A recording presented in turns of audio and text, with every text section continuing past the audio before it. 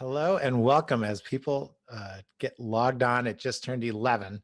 We tend to start these as much on time as we can. My name is Greg Chambers, and I'm with GoLeads, and this is the latest in a series that we're doing of GoLeads lead generation webinars. And this time we're going to talk about email, because as it happens, email is still a thing. So I just checked. I was looking through because I was like, oh, who do I know? My mom, my mom's 77. And so this is the last email she sent me was forward, bumper sticker was the subject line. But it goes all the way down to my 17-year-old, little Matthew. I had some tickets I had purchased for a concert. I couldn't go. And so his last email subject line was, do you have the tickets? So I was surprised that it wasn't a text on there, but I guess the point is that it's still a legitimate, great way to communicate. And so what we'll do today is we'll pop through some different ways to make your email campaigns more powerful. And as always, the agenda starts with defining terms. We like to get on the same page just to make sure that what I'm talking about is that you understand how I'm using these terms in case I use them differently than you do. I would say incorrectly, but just differently. And then we'll cover the 5 ways and then we'll summarize. So this will be a quick one, a fun one. But before we begin, if there's any questions, the chat box is always open. Trang and Nui are monitoring it for me. And let's see, the Q&A, and then the Q&A box, I keep it open. Nobody's ever used the Q&A box, so I assume that it works. But if you have any burning questions before we begin, go ahead and just throw it in to the chat box and I'll make sure to cover it on the way out. And if there's any other questions as we go along, you can let me know that too. But this jumped in last week at the end of the week. As I was preparing for this, I actually got this email. So I'm calling this page Nigerian Princes and Sweepstakes, but it was from this group, The Conversation, and why are there so many suckers, says the article, a neuropsychologist explains. And it was about calls and emails. So although email is still pervasive, right? So it's a great way to communicate because everybody is using emails. It has its set of challenges. So this article was interesting and it went through, and I've already seen this when people are like, oh, well, who ever falls for those things? Well, there's a small percentage of people that fall for those things. And so if your response rate is, even if it's so minuscule, if out of 5 million emails, you can get 50 people in there, then it becomes worth it, right? Even if you're only getting $100 out of each one of those people, maybe $5,000 is a life-changing number for you if you're in Nigeria. I don't know. So the article, while critical, critical it was going through, they were interesting because what they did is these neuropsychologists went to Los Angeles County Police Department and they pulled up records of people who'd been taken advantage for fraud. And then in those records, they were able to uncover all the different emails that were working. They took those 25 and from that, they kind of crafted their own responses and wanted to see if they tested it in a group that knew they were being tested or would be tested at some point. They wanted to see how well they could recreate this. And a couple of the things are the things that we should all be aware of.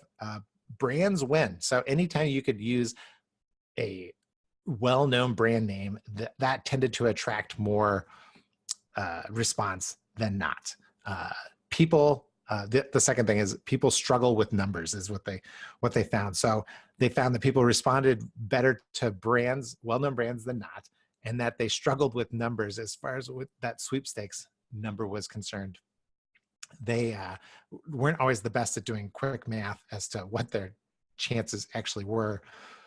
And the other thing is that the vast majority of the people just went ahead and deleted them. They never even opened the emails, which is good for us to know only because we're making instant judgments, right? We know how to kill scams fast, but consequently, if we are trying to market via email, we are being judged through that same lens. So just wanted to throw that out at the very beginning because I thought it was a great article. I left a little link on there. And when we send you the recording, we will do that too. We will send the link. So we'll put that on that page. But let's define some of these terms before we get started. The first one is segmenting. You're going to hear me say this a lot in various forms, but really it's just dividing your list into some criteria. Instead of a single list, sending one email to everybody, the easiest lift when we're doing any marketing via email is by segmenting in some way, shape, or form. And I've got here's some simple ones, right? So this is segmenting, right? Taking all the Skittles and putting them into their own little buckets. But there's two groups that we start with usually inside of any big list. I know you because you either buy from me, you bought from me, or you're just familiar to me because we've been communicating over time, or it's a list of people who we don't know or who don't know us. And are we connected at all? Do we have anything in common that we can talk about, or they've never heard of us, right? So in my mind, those are two, like it's easy segmenting for most is just, can we divide the list into people who know us, people who don't know us? And then inside of each of those groups, can we break it down a little bit further because we can do messages there. So a long time ago, I ran a little company called Mad Gringo. We sold tropical shirts, t-shirts. And we would, so how our early segmenting was simply, you know, bought, not bought. And then it was what they bought. Did they buy tropical shirts? Did they buy t-shirts? We sold some sarongs. So there was men and women that we segmented, and then accessories. And so, and consequently, what we found is that there was a lot of crossover on those things. So who knew so many men wore sarongs, lavas. But it was a thing. The preview panes. You're going to hear me say this a lot. This is another term that we're going to define. And what it is you know the progression of email, right? So when you get your email, this little preview piece, so that's Outlook on the left, and that's Gmail on the right.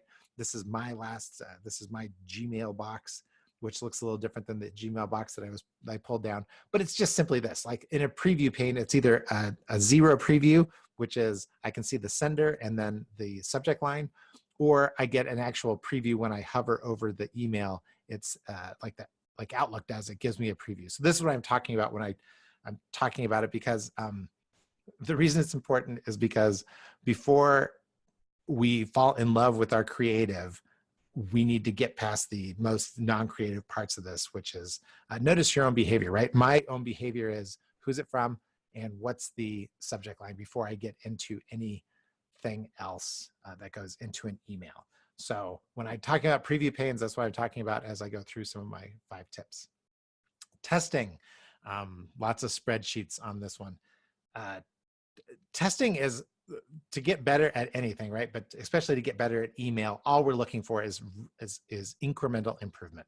So if we can get 1% better on every email that we send, all it takes is 70 emails and we are 100% better than we were before, right? So the magic of compound interest on that one. So it doesn't take 100 emails to get 100% better.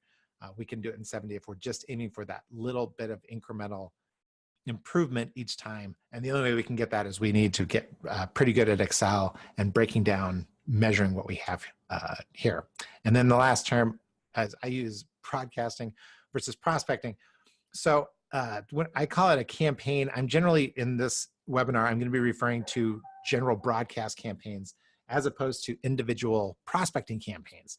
And I know with a lot of SDRs in the sales development reps, my son is who just started a job, this is what his job is and he sends a lot of individual emails, but kind of broadcasts them because he sends them in groups of 50.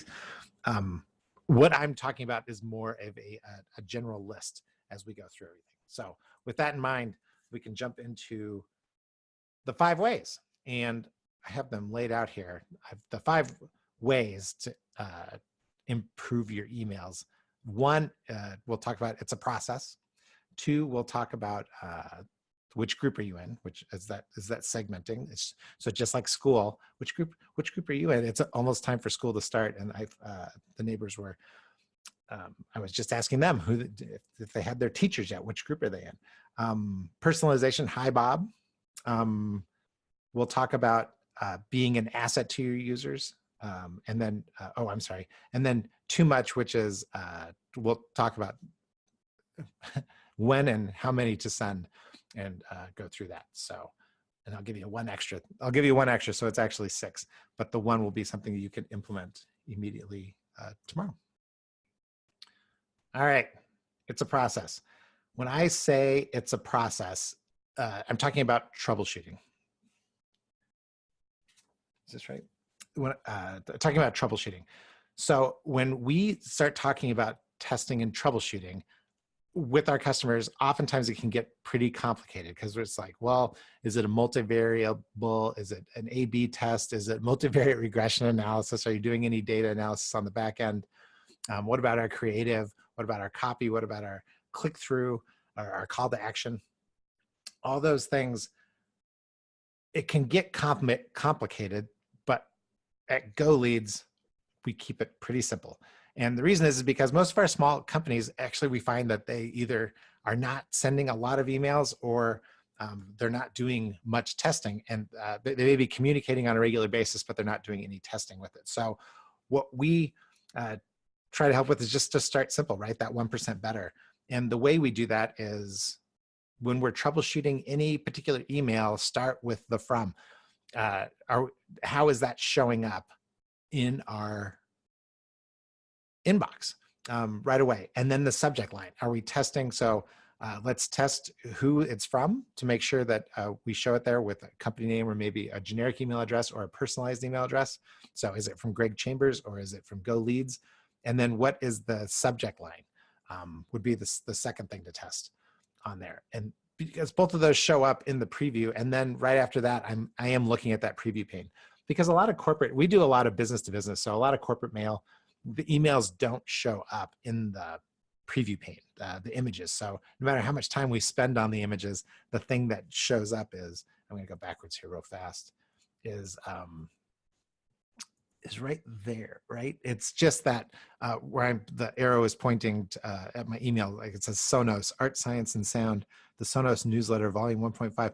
That little preview text is where we would spend most of our time troubleshooting before we got into too much of the creative on everything else. So don't make it complicated is really the theme of this. It's a process. Start with the from, look at the subject line, and then work yourself into the preview pane. All right. What about segmenting? We talked a little bit about segmenting at the very beginning. So segmenting is just right, simple separation of your list. I use that t-shirt buyers versus the other one.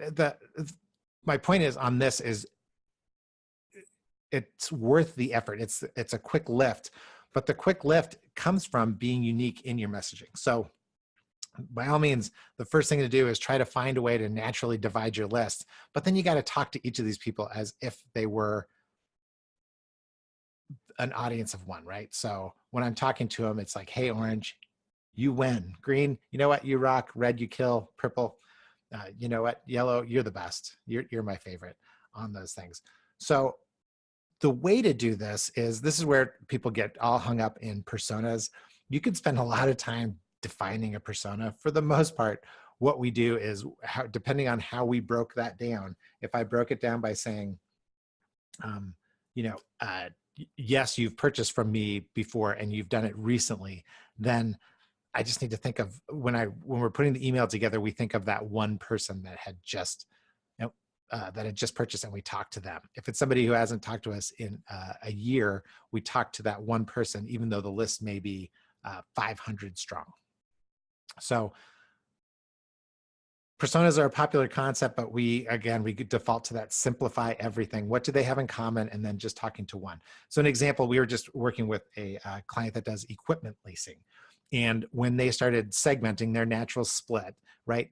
There's Greg's natural split, and then there's the client's natural split. And they were very interested in terms and in the terms of the lease and the dates, especially the expiration dates. And so we ended up with a bunch of different groups, and then we were starting to, but what we did is we started talking to, especially the ones that we talked to the ones later in their lease who were going to be either re-upping or thinking about new equipment in a different way than we talked to the people who had just started their leases. And so what we saw there was a lift in engagement, right? So if an average open rate, an average click-through rate, average open rate was less than 20%, average click-through rate was 20% of that just by changing up the emails, the creative, and customizing the message to where people were at in their particular journey. It popped everything up. So what is, 23% open rates, maybe, 27% click-through rates, but all those, they got more excited. Their offers actually got way better. A whole bunch of things happened inside of doing that.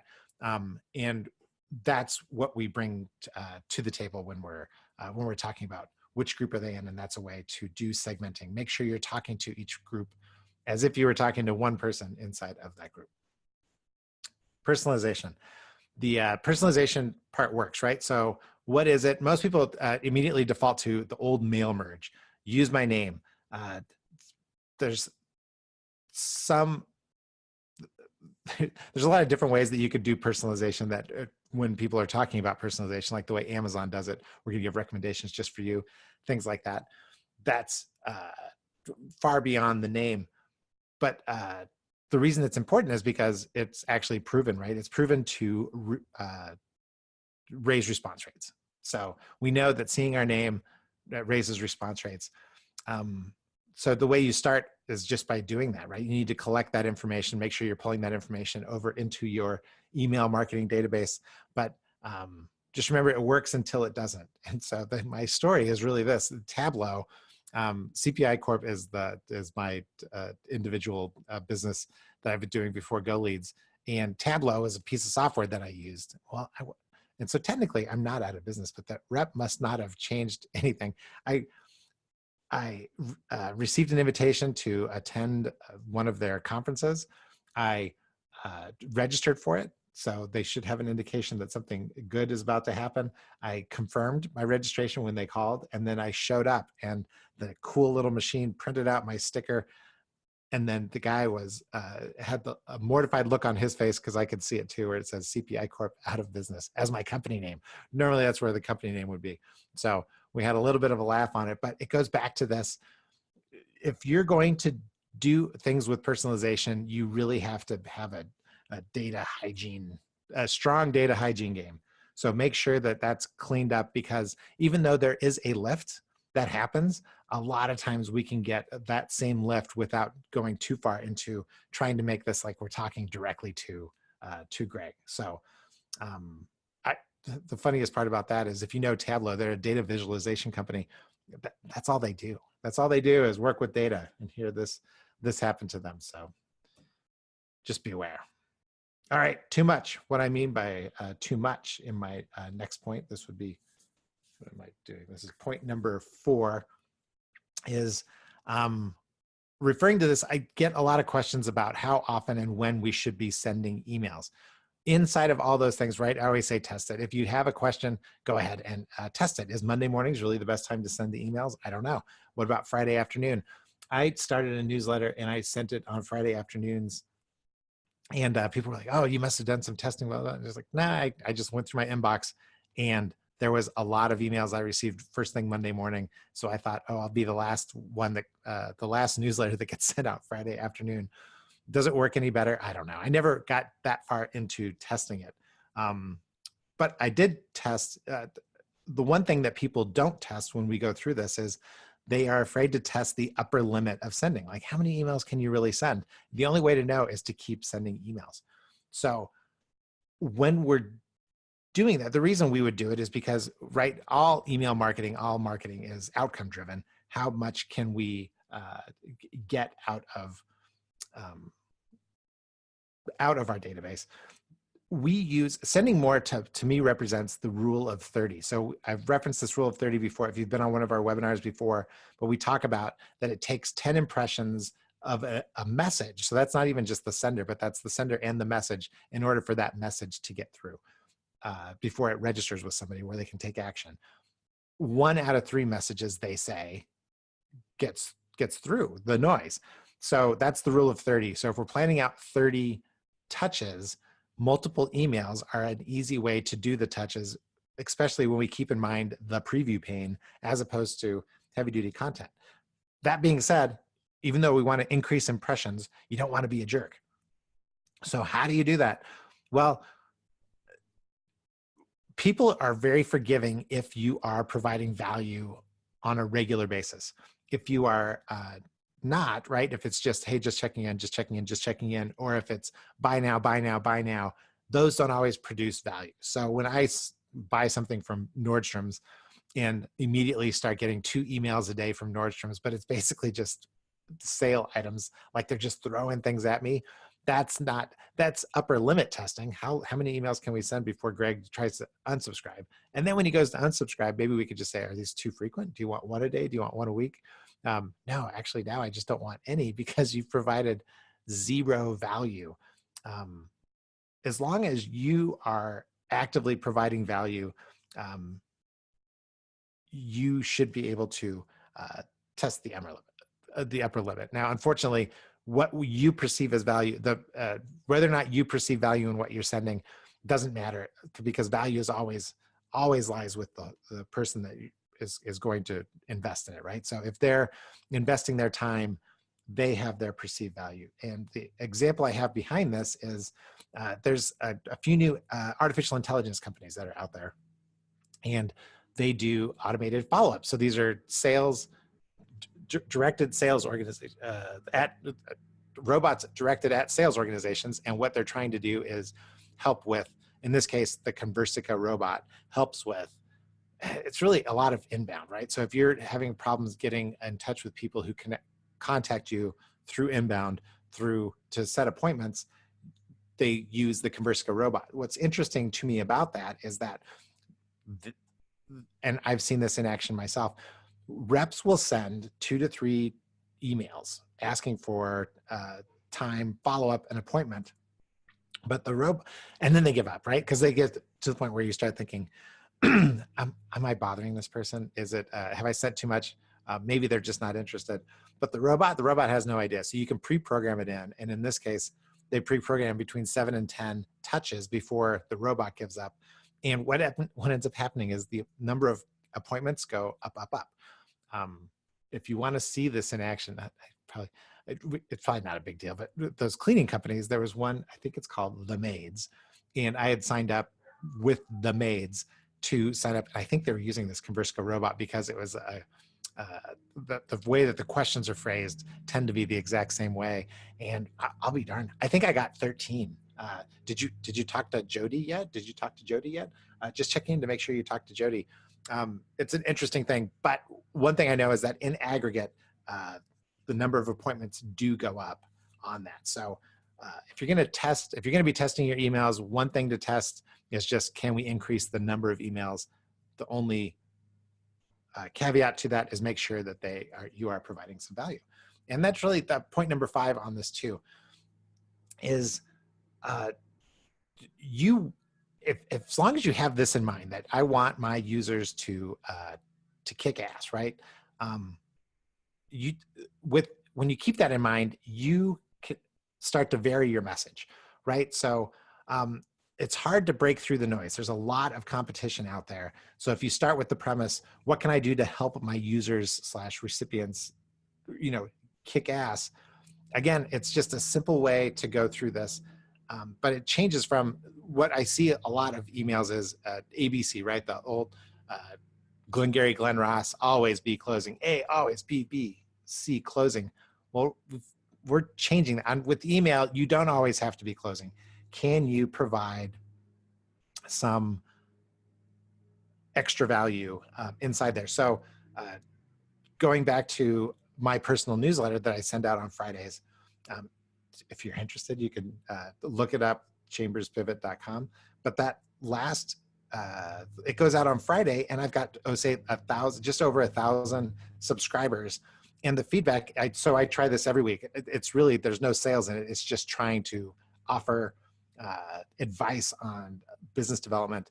And there's 3 sections. 2 are about being better, right? So 2 about kicking ass. And then 1 is just me having fun and talking about things I like. So my ephemera, my quick little float throughs, these are my favorite articles. This is my favorite song of the week. This is what I think the song of summer is going to be. And the only thing I ever get comments on, people send it back to me all the time. They never say like, oh, great advice, or that's really powerful. Or they do say things like, oh, Greg, a couple of the sections that you had are that stuff's pretty good. But boy, I really like your stories. And the stories are about the dog, the articles I read, the restaurant I went to, my car breaking down, all those little things, stories about your life. So what does that mean to you? It's simply that the idea that we always have to be selling, always have to be closing, versus at least being a little bit human with our recipients is a piece of advice that I can offer to you. So that's it. So we've rolled through those 5, and I was going to give you this quick little bonus. And this was, as I was reviewing it this morning, I thought, what is the takeaway that you can have? And knowing that we've got those 2 segments that we talked about from the beginning, here's some language you can use today, tomorrow, one with your existing customer list. And this works. This is the kind of thing that I'm going to give you that it works once.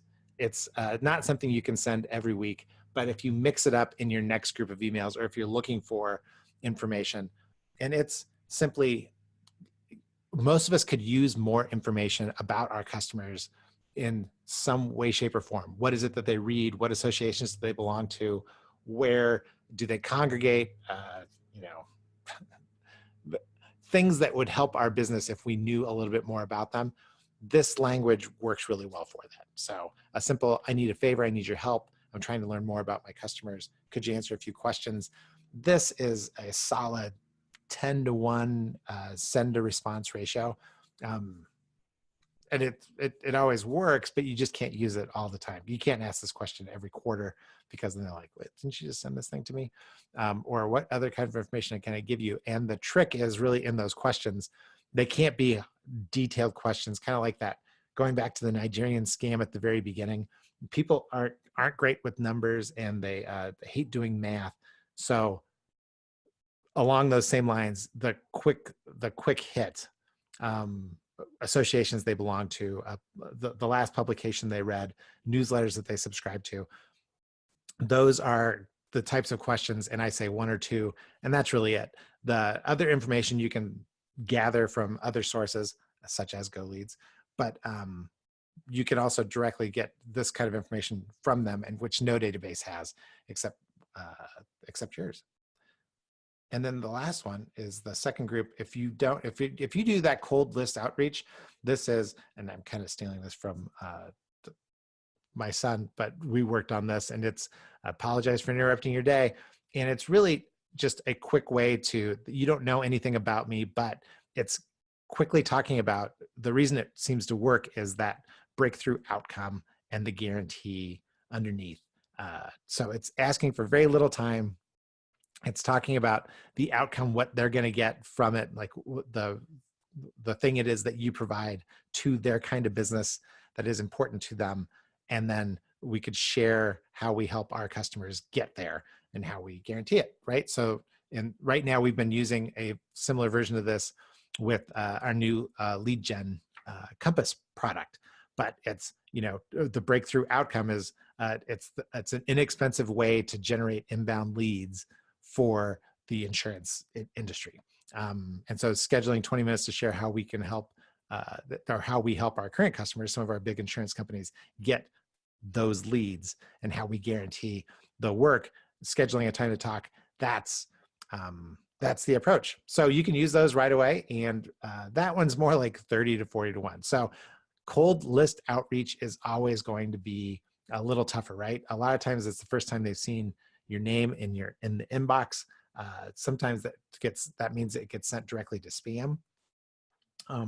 In those chances, so the number difference between these 2 lists, if you have an existing customer list and you're just asking them for a quick pieces of information that are non-intrusive, you'll get a pretty awesome response rate.